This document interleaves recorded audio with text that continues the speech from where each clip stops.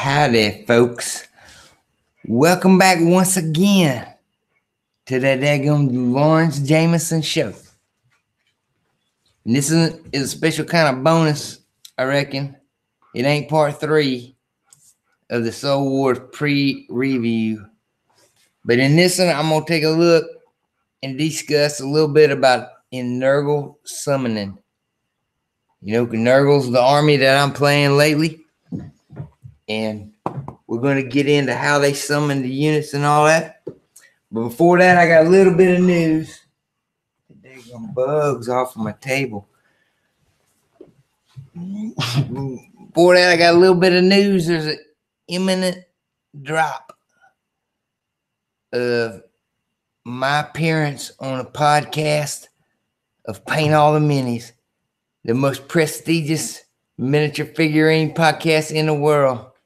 I'm very, very proud of that.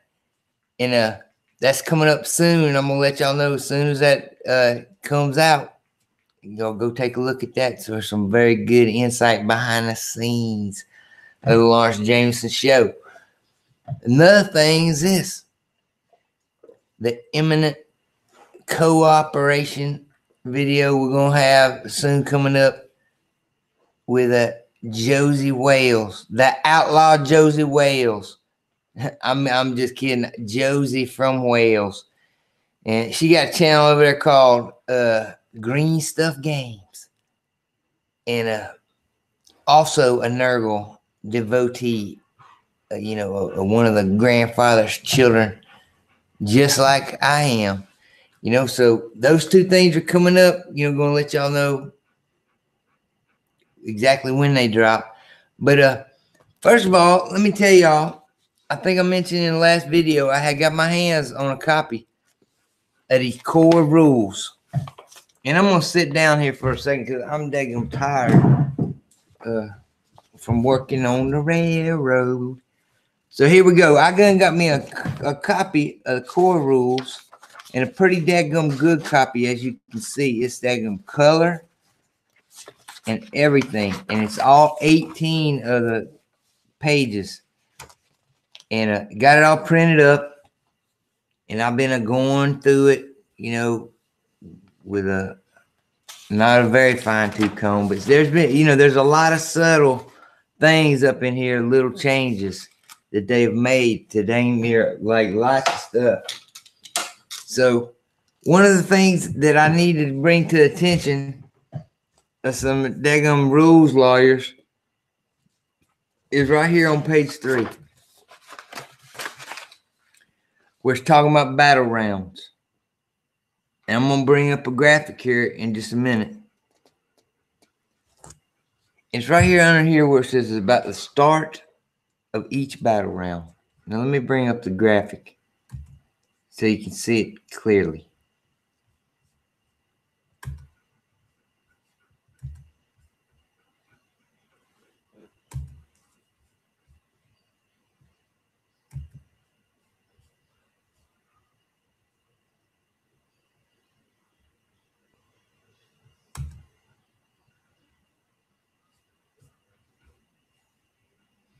There you go with the graphic.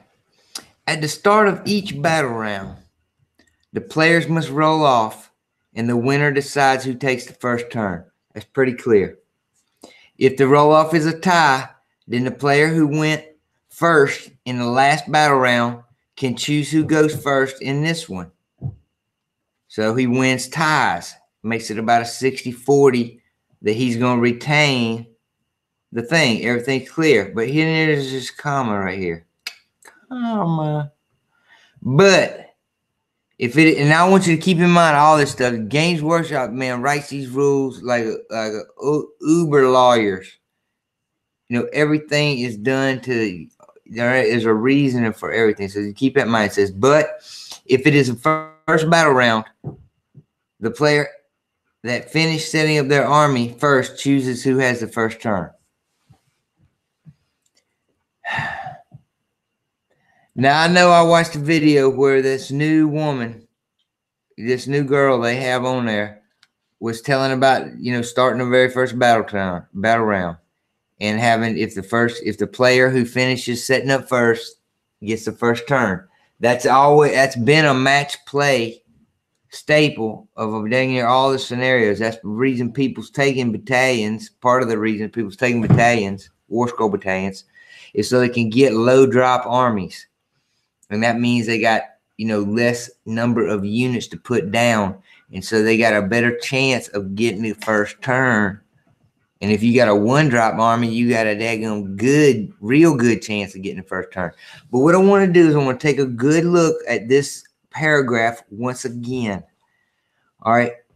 Because it's broken down into 2 sentences, 2 statements.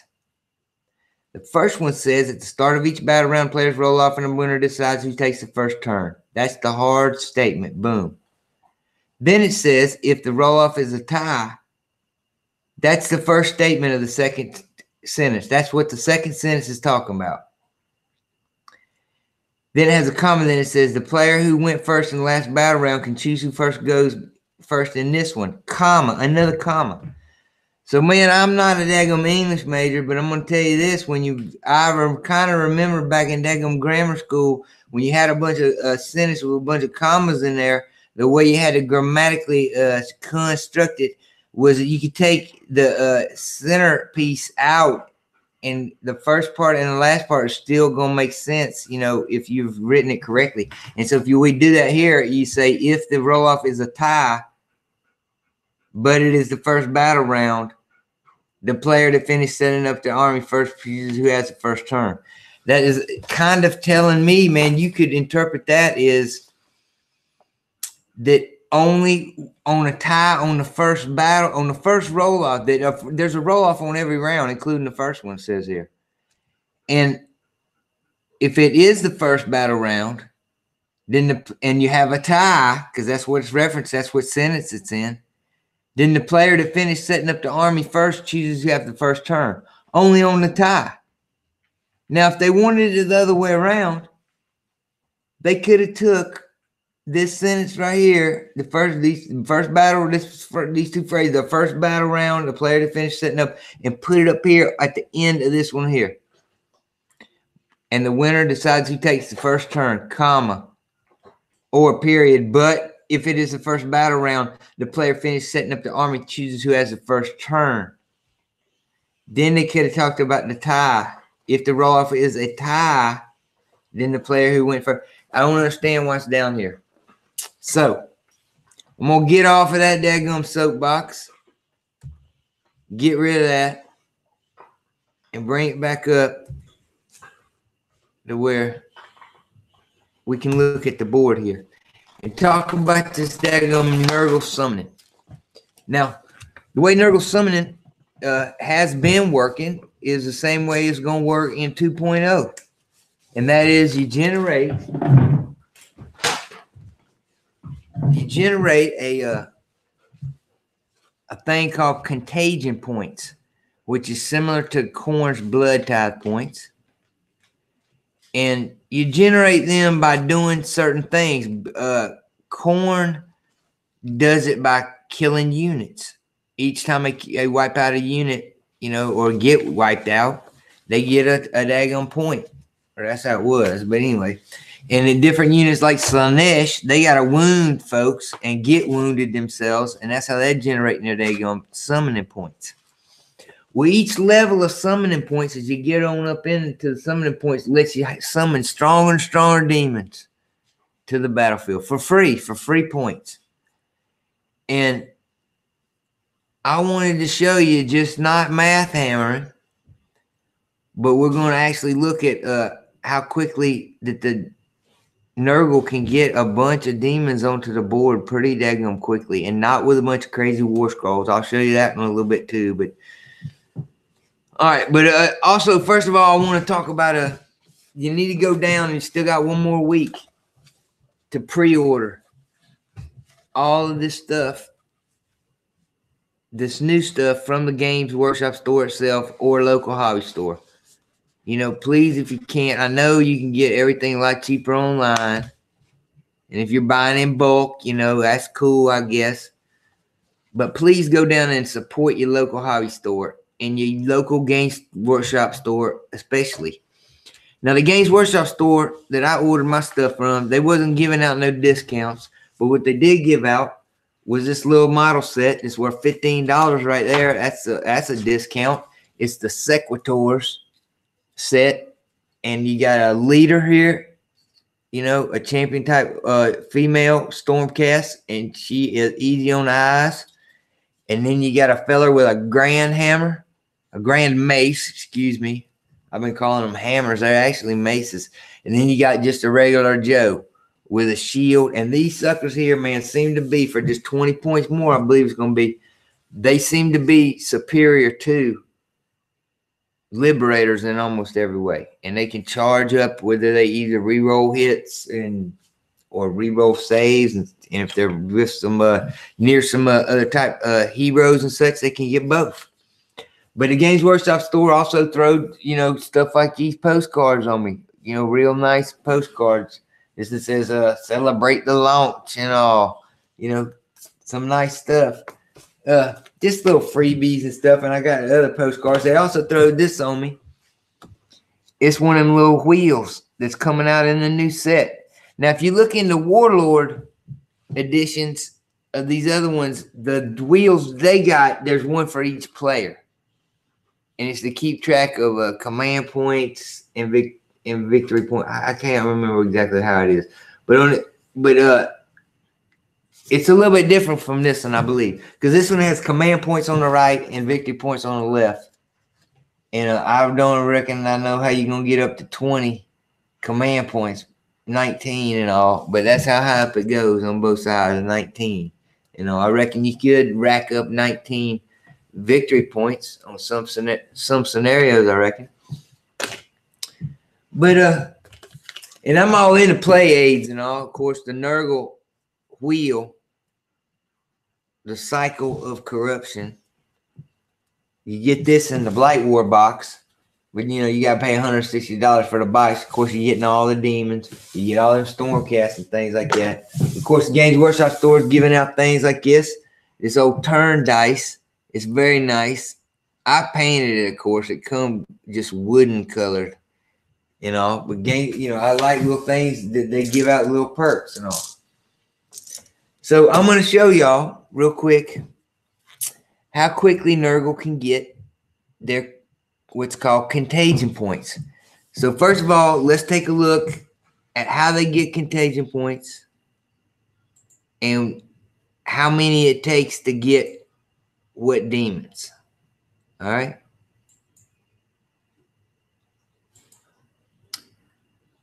Now we're looking over here at something I drug up off the web. That they're gonna summon demons of Nurgle. You can summon units of Nurgle demons in the battlefield if you collect enough contagion points.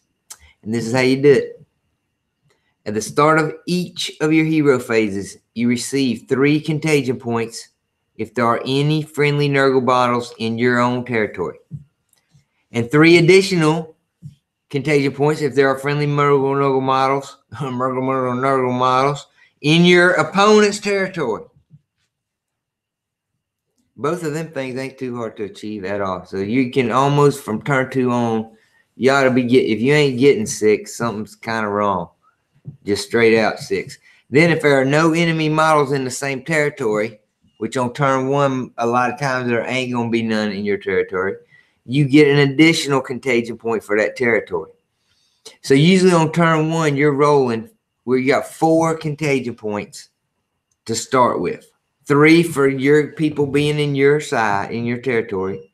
And then you get 1 additional one because there ain't no enemy in your territory unless they have gone first and flown the heck over into your territory. Now, what is your territory? You got to look on the battle plans, and it's the shaded area. Which part of the shaded area is yours? If they butt each other in the middle, and one of their units comes halfway across the middle, even though you got to set up 12 inches from, you get set where you got to set up is different from your territory. So you got to keep that in mind as well. So it also says you receive, in addition, you receive die 3 contagion points for each feculent Narwhal, which is that thing right there, the trees, Nurgle trees. that has no enemy models within 3 inches of it.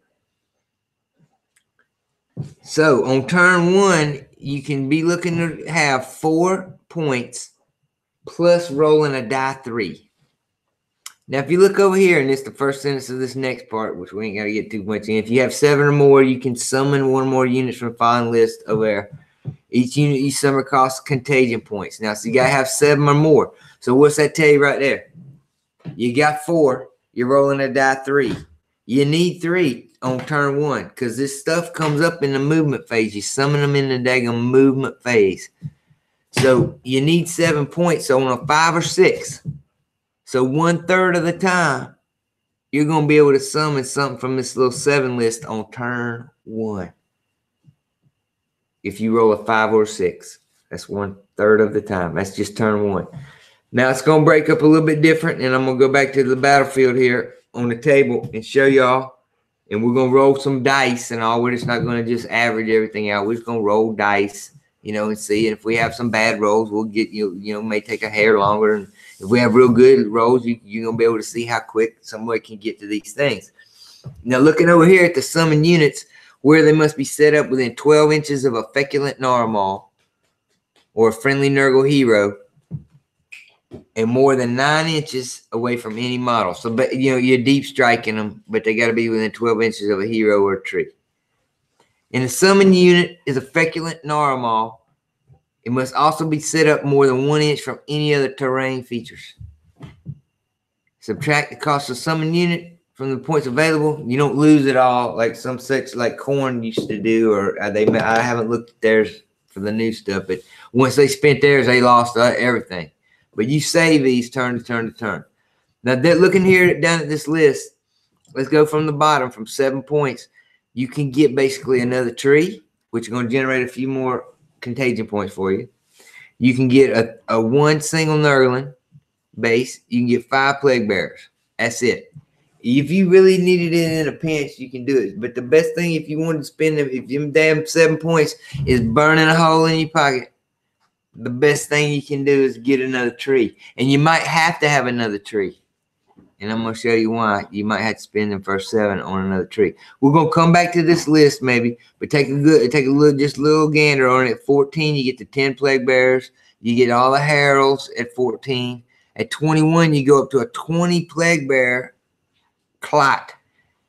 At 21. And you can also have 3 plague drones or horticulous slime mucks at that same 21 points. Now you got to hit 28 to get that great unclean one. But as you're going to see, it ain't that difficult, man. Turn 4 and all, you can get him. Problem with that, is it may be too late. Maybe too late by that time. So you might want to look at things you can do. 10 plague bears, dropping them near a daggum objective to just hold it, something like that. Maybe.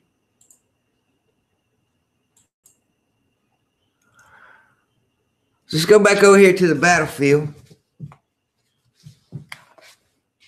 And let me see what I got going. All right, on turn, before the battle ever sets up for Nurgle, you can place a tree. And that's what's going to generate that first die 3 command points that you get on turn 1. And so let's say we got a battle going on. We're on our side. Ain't no enemy on our side. So we get that other one, 4. We're at 4 contagion points. Now we roll a die 3. We roll a 1. So I took the liberty to make up a little chart right here. The battle round, not turn, battle round. Each player has a turn within the battle round. And the contagion points that I done racked up. So I ain't getting a tree and I ain't getting nothing this turn. Just 5 on turn 1 there. All right, and turn 1 happens, and if I have my turn, they have their turn, this and that. We roll up, they win, I win, don't matter. Come turn 2. Now I'm gonna roll again. But by this time, I done got some units over on their side of the board. So I'm getting 3 for being on my side of the board, on my territory. I'm getting 3 more for being on their side. And we're not even going to give them the other one, which they might not be on our side. We're not even going to give it that. So we got 6 right now on turn 2, plus this die 3 from this tree right here. So we roll a 4, and that's going to give us 2. So 6 plus 2, that's 8. So on turn 2, we got 13. And now we could start with just one shy. If we'd have just got one better roll on one of them, we'd be up in and we could get a daggum 10 spot of plague bearers. Just right then on turn 2. Right then, we could have a 10 spot of plague bearers. And you look over here. We're just one short of getting all the Nurgle, the daggum heralds of Nurgle. So we're pretty close all the way on there. So we're not going to spend any more. And on turn 3, we got the same type of thing going. We got 6 points plus this die 3. And we roll 3, which is 2 more. So that's 8 more. So 13 plus 8. You can add up a daggum blackjack as good as I can, I reckon. Because that's 21. And at 21 points on turn 3, I could drop 20 daggum plague bearers onto the board somewhere on turn 3. Now, granted, I might have the bottom of turn 3. And it might be the game almost over by then even. Because I've had to wait so long because I'm summoning these in my movement phase. So, I might, but depending on situation and the units and all, where I got to deep strike these suckers in, it might not be beneficial to me. But on turn 3, I can already, without doing not a daggum thing, and rolling mediocre and low to mediocre, I already got a daggum pretty good amount. I could get Horticulous Slimucks right now if I wanted and bring him on.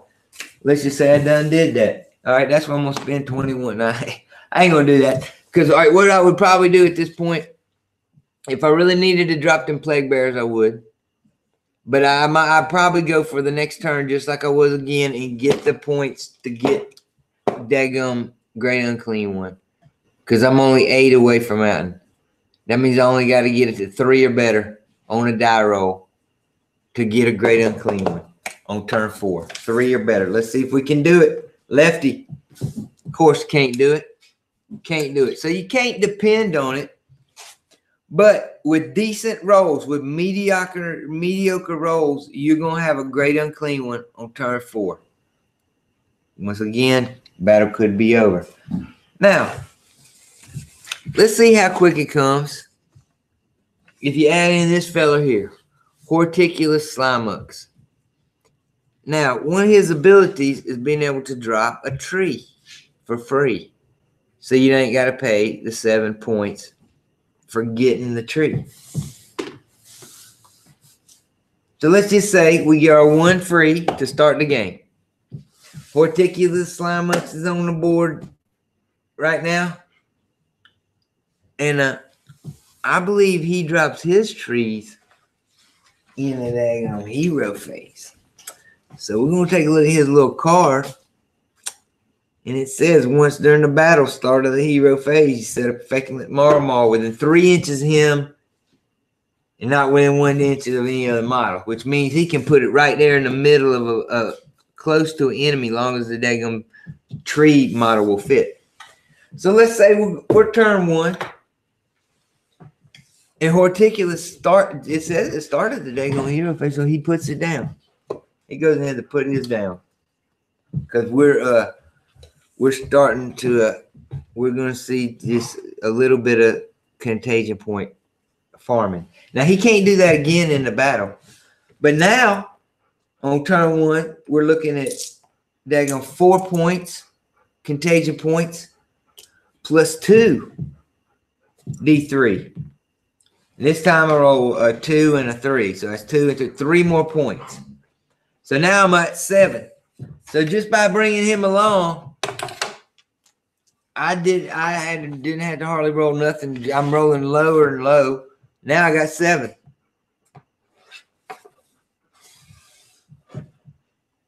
Now, I already could summon another tree. I could summon a 5-man squad of plague bearers to get down. I'm already could be summoning on daggum turn 1 because of Horticulus, even with garbage rolls. So we'll take it, we could take it on and on, but you're gonna now have about the same thing as I was talking about. 6 plus your 2d6 roll. All right, on turn 2, now I've rolled 2 4s. That's going to give me, 2 and 2. So 4 more plus my 6, that's 10 more. So now I'm at 17 instead of 13. Okay? Now let's do it again. I'm not buying nothing yet. Now I roll 2 5s. And now I've done something. So that's 3 and 3 plus my 6. That's 12 more. 12 plus 17 up here. That gives you 29 on turn 3. 29. Now, granted, I had progressively better rolls, but if you average them all out from the garbage roll I had before, now I got 29 points. Now I got a great unclean one on turn 3. A great unclean one on turn 3, just by having him in the battle without any kind of special war scrolls, nothing. Now, let's take it one step further. He has a little war scroll battalion up in here called Nurgle's Menagerie. And it's mainly a buff out type thing on a beast of Nurgle. He can he has to have a bunch of beast Nurgles and things in this thing to get it. But what I'm trying to say is one of the things about the special effects he has here in Nurgle's Menagerie is that he can lay a tree every daggum turn and not just one time at the beginning of the battle. He can use his Cultivating the Garden of Nurgle ability in each hero phase instead of only one spirit battle. That is daggum huge. Huge as far as farming is concerned of these contagion points. Now let's see how quick we can get even with my lower than low rolls. All right, Horticulus is on.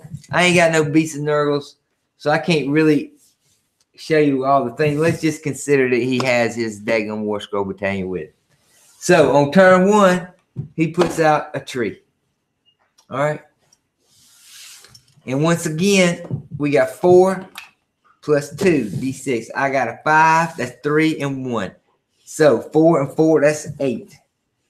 So now, over here, he's got 8.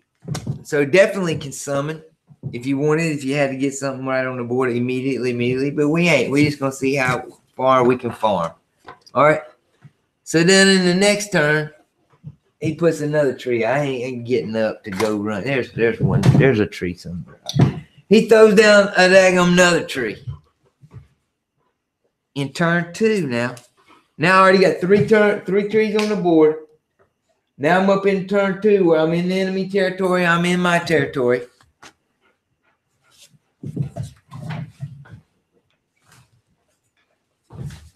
I'm in my territory and I'm in the enemy territory. So I'm getting my 6.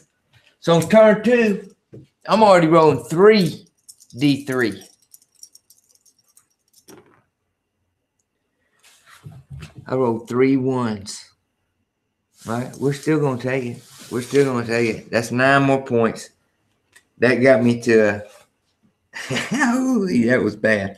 All right, that was real bad. 9 more points. That got me to 15. Which still would be allowing me to summon some of the medium ones. Anything from the daggum heralds on down, a 10 blast, a plague bears on turn 2. Wouldn't be nothing to sneeze at. Let's roll them again and try another turn 2 because that was just a daggum anomaly. I rolled a couple another ones, but and a 5, so it'd be 3, 4, 5 plus your 6. That'd be 11 plus your 8. Be up to 19. That's a more fair one. All right. even with them garbage rolls. You'd already be at 19. You'd be on the cusp of having that 21 to bring in Horticulus or 3 plague drones on turn 2. Let's say them weren't even ones, man. Any kind of decent rolls, you could be at 21 pretty daggone quick. Now let's say he puts out another tree on turn 3. Now you're rolling 4 of these daggone dice at D3s. All right, so there's 2, 3, 4, 5, 6. 6 plus 6, that's 12 more points. 12 to that 19. Daggum. I mean, you're way over the great unclean one. So you're on turn 3, you're getting a great unclean one again, turn 3. So even with my completely garbage rolls, you ain't even got to depend on making no kind of rolls, and you got a great unclean one on turn 3 if you wanted them. Ain't nothing to sneeze at. Which a great unclean one as well means Rodigus. So throw down a Rodigus on turn 3. But this man here is the key to getting there on turn 3.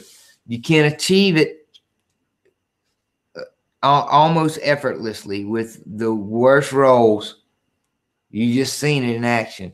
With Horticulus Slimucks and no other War Skull Battalion, you can pretty dang easily get a great unclean one turn 3. Even without this sucker. And just relying on one tree and your positioning on the map, you can have a great unclean one or the points enough for to get them on turn 4. Now, let's just say you don't want a great unclean one. You know, that's what I've been running towards 28 and all. But if you need some of them lesser ones, like, it's not going to really benefit you to buy trees to get die 3 more because you're actually losing points. Did y'all see me? Did y'all didn't see that, did you? I broke that daggone bell off the bottom. Just pinched it off, snapped it off, man. These bells. Hell's bells is what they are. This one still retains 4 bells. All the bells done dropped off of these except one little bell, dingle bell hanging on of that one tree right there. But anyway, what it's telling me is this. If I'm going to farm trees and farm contagion points and just, because, man, throwing down a 340 point model on turn 3, that ain't nothing to sneeze at. And it's looking like this, man. You pretty much generate 100 points per turn. And over the course, I'm just guesstimating, over the course of a game, you will generate 500 points worth of summonable demons. So you need to keep that in mind. So now, what do? Do you run demon armies that summon more demons? But do you pay the point cost for him? This is where it gets tough. You pay the point cost for this guy because you need him on the table on turn 1 and 2 casting spells. He's a double caster. You know, that sword ain't nothing to sneeze at. The people that run the bell and all to make folks move a lot faster and get across the board. You know, and the bile blade to make you casting even better. He ain't nothing to sneeze at 340 points. So do you buy one of them and then summon another one? Holy. If you can get it, you buy this fella here and this one here, that's a better part of 600 points. 220 and 348. Anyway, you close up there to 600 points. But the combination of this dude farming for some contagion points to get another one of these fellas, you put an endless gift on this one, they ain't going to kill him by turn 3. By turn 3, you're going to have another one of these or Rodigus stepping in. Or you could just forego this guy altogether, knowing that if you just took this 220 point model, you're going to have him appear on turn 3. Pretty much. You're going to be able to get him turn 3. Now, what do you take up? You got his 340 points that you now could buy a couple sets of daggone more Blight Kings and some other little something. But 340 points you could put to some other things knowing you're going to get him there. So what I'm thinking about what I'm going to do in the beginnings and I'm having a pretty decent sized game this coming Saturday. What I'm going to probably do is run very mortal heavy. I don't think I'm running him as my general. His command ability is a command ability of buff Nurgle demons. You know, it's a good thing. It gives them +1 attacks. It's a good thing to give to plague drones. It's fixing to fly across the board on turn 1. But I'm going to tell you one thing. The best turn 1 head buster in a Nurgle army, I believe, is this fella right here stepping up to the mic, to the bell. It's the Lord of Plagues. Now, his command ability is an offensive strike with great range of 21 inches.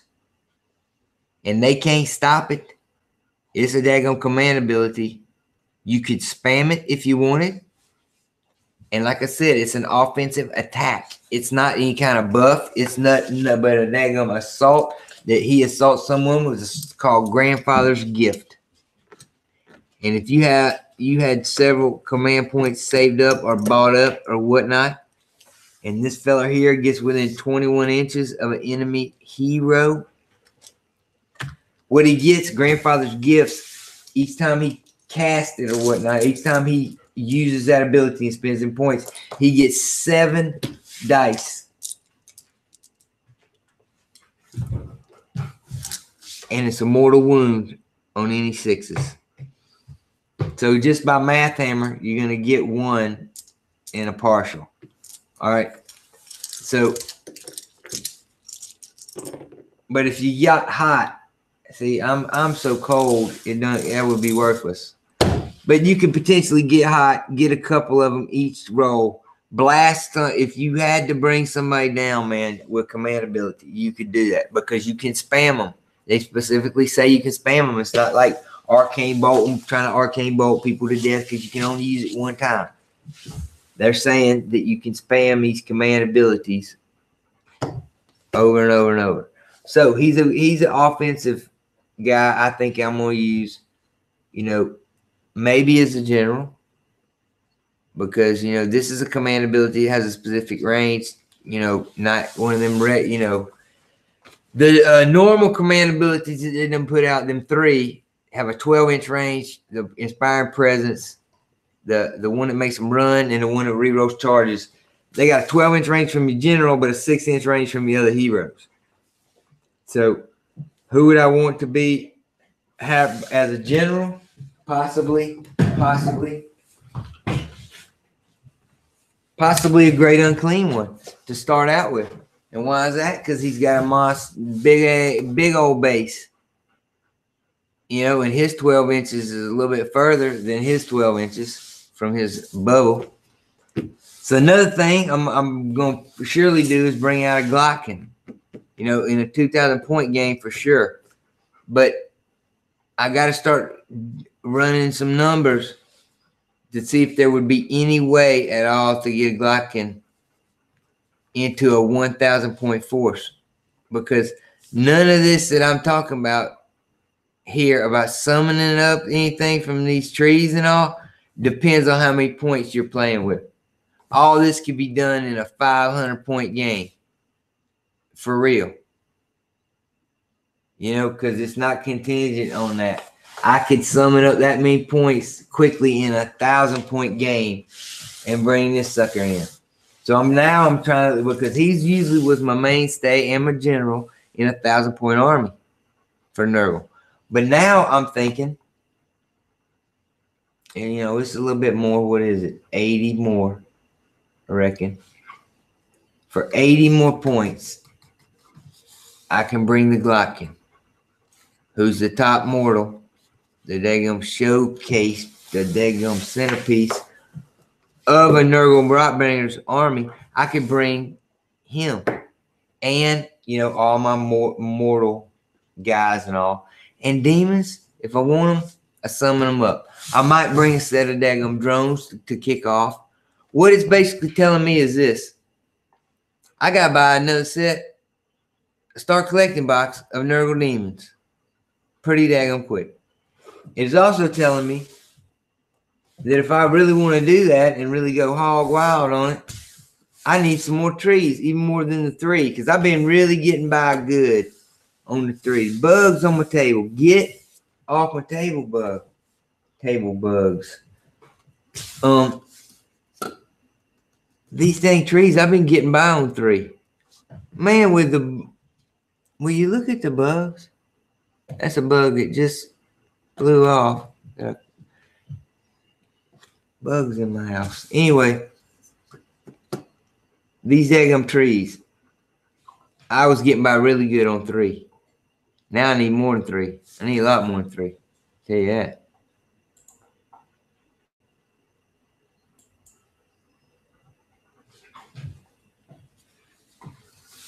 But how many?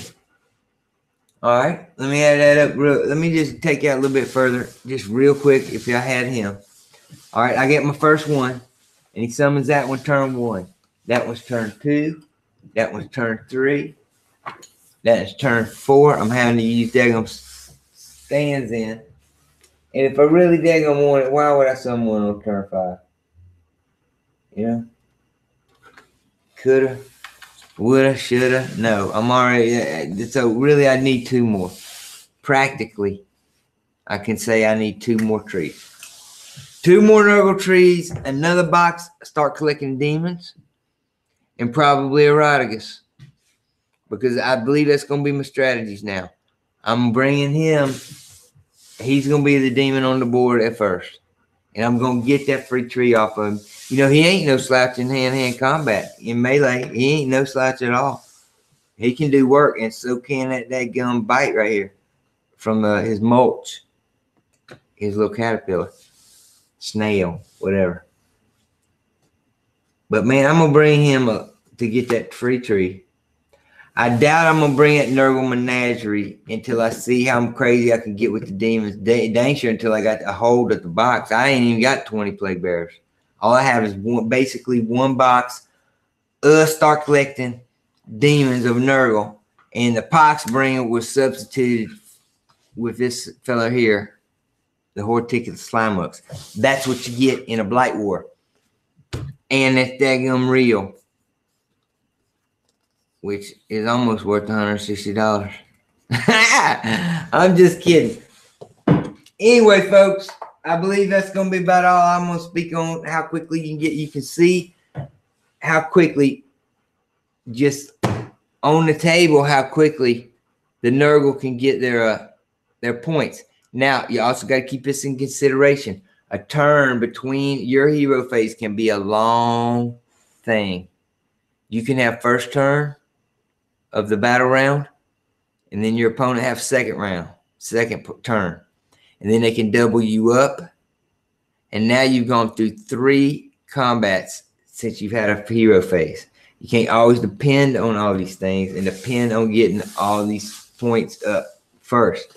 You know, if things go your way, if the dice are rolling your way, especially on battle round rolls, if they start rolling your way, you can do some nice things. And I think that's the case with going to be all these armies. You know, you got to have the dice. You got to have a little bit of dice help. But I just showed you, though, even without dice help, even without horticulates, right there, you can generate a fair amount of points to bring your demons on. So, I want to say to y'all again, goodbye. And please subscribe and hit it with a like. And bring your demons on.